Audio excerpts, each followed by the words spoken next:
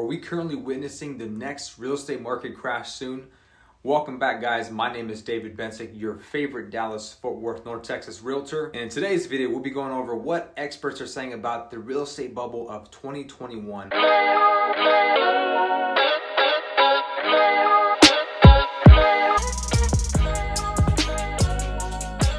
Welcome back, guys, to my channel. If this is your first time here, please feel free to hit that subscribe button and hit the bell to get notified for future videos. I've been a little MIA, but I'm back on my schedule making videos for you every week now. Let's take a look into why 4 reasons we are not in a real estate bubble currently at this time. Number 1, mortgage standards are nothing like they were back then. During the housing bubble, it was difficult not to get a mortgage. Let's face it, today it's tough to get qualified. Recently, the Urban Institute released their latest Housing Credit Availability Index, which is the HCAI, which measures the percentage of owner-occupied home purchase loans that are likely to default. That is, go unpaid for more than 90 days past their due date.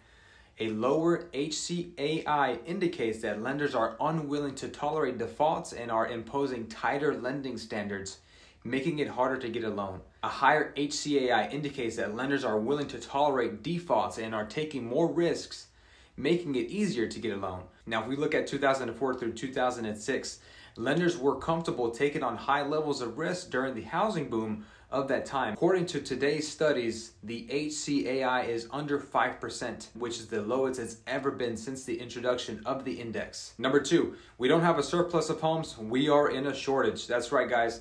The month supply of inventory needed to sustain a normal real estate market is approximately 6 months. Anything more than that is an overabundance and will likely cause prices to depreciate. Right now in the DFW, we're seeing anywhere from 0.6 month supply of inventory to the highest that I've seen, which is about 1.1 month supply of inventory, which means it would take roughly about 1 month to sell everything on the market if nothing new came onto the market. Now take a look at this graph. There were too many homes for sale in 2007, and that caused prices to tumble. Today, there's a shortage of inventory, which is causing an acceleration in home values. Number 3, on the contrary, houses aren't becoming too expensive to buy. Now, what we have to look at is the affordability formula, which has 3 components: the price of the home, the wages earned by the purchaser, and the mortgage rate available at the time. 15 years ago, prices were high, wages were low, and mortgage rates were over 6%. Today, prices are still high. Wages, however, have increased, and the mortgage rate is about 3%.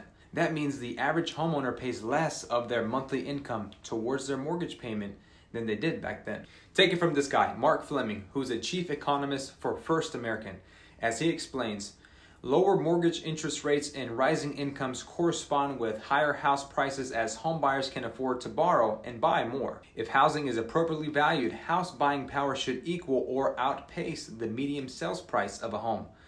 Looking back at the bubble years, house prices exceeded house buying power in 2006, but today, house buying power is nearly twice as high as the median sale price nationally. Number 4, people are equity rich. They're not tapped out.